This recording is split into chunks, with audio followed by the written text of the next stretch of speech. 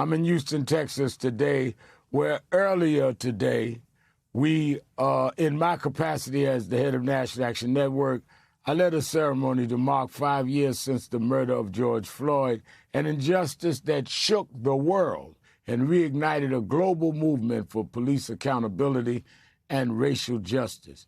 I stood by as civil rights attorney, Attorney General of Black America, Benjamin Crump, and together with members of George Floyd's family, we honored George Floyd's life, legacy, and the movement sparked in his name.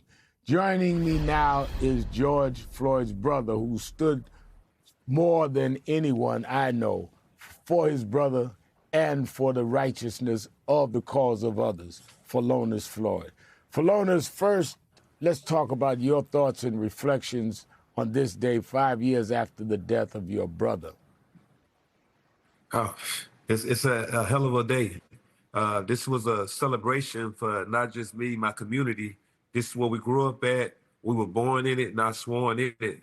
And you know, a lot of people, you know, I have a better understanding of who I'm going to see because a lot of these children, I grew up here. I know what they're going through in life.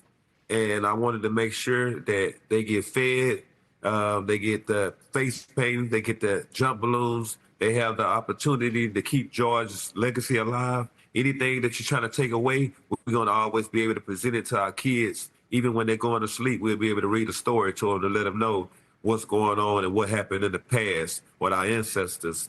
But at the end of the day, I think about this day as one of those days that's like demoralizing because, you know, my brother had his life taken from him on this day and we received a life sentence. But at the end of the day, the police officers, they want to let them out of jail and they got a slap on the wrist. But, you know, you got good police officers and you got bad ones. You shouldn't have to sort them out.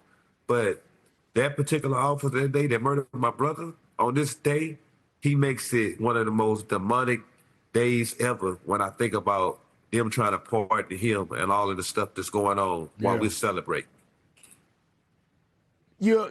As we went to the cemetery where your brother's buried and had the ceremony, and you were joined by other siblings, what goes through your mind on this day? The whole world stood up, but this was your brother. And how do you and Keita and all of your siblings deal with that pain? And those that were out there 5 years ago may not be there today, but there are people that are still out there that you give a lot of credit for standing there because this is a pain that never goes away from you. Yeah, you don't have to get a lot of fame for fighting for justice. All you got to do is just know in your heart what's wrong and what's right. A lot of people marched because they seen what happened on the video, and a lot of people couldn't stand it, no matter their ethnicity.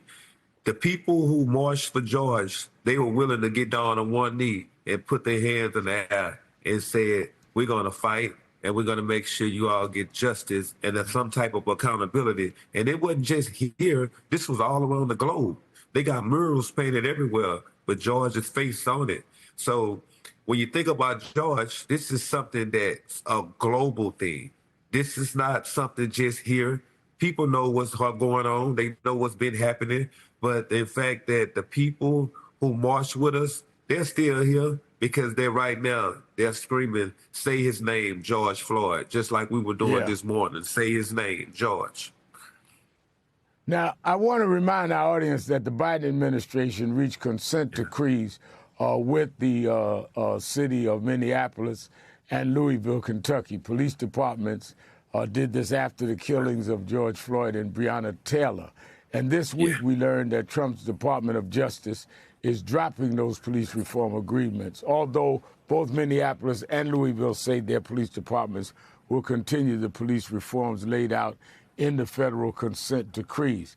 How hopeful are you that police departments all over the country will make necessary changes to how they operate until we can get a federal law that would operate in all 50 states? I'm going to tell you like this, Rev, from the beginning, when I think about these police officers having the opportunity to do what they want, when they want, until we can be holding them accountable, it's going to be really, really hard.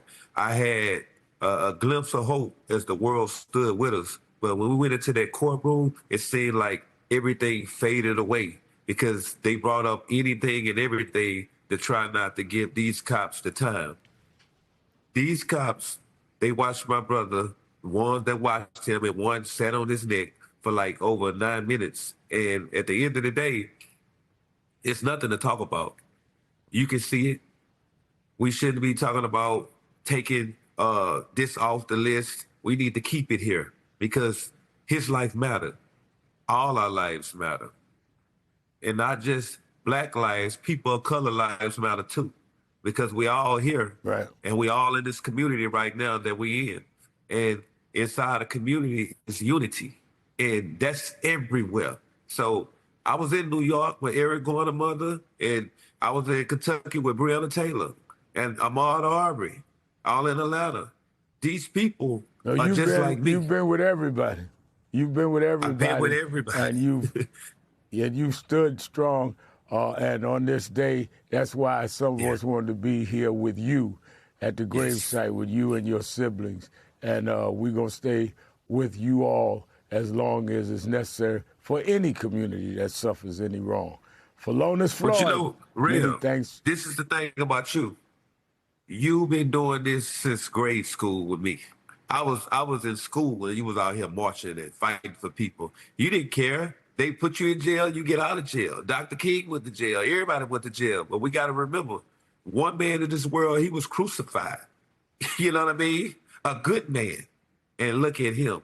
You still bow down and you pray because you know he the one that's going to help you. And that's God. That's Jesus Christ. So, Rev, I want to thank you for coming out today because you helped us when I had a heavy heart. You was here too. You know what I mean? God bless you. Thank you, and thank the family. And we're going to keep fighting in the name of George Floyd for everybody. Philonise Floyd, many thanks for giving us the time tonight on this very emotional day for you.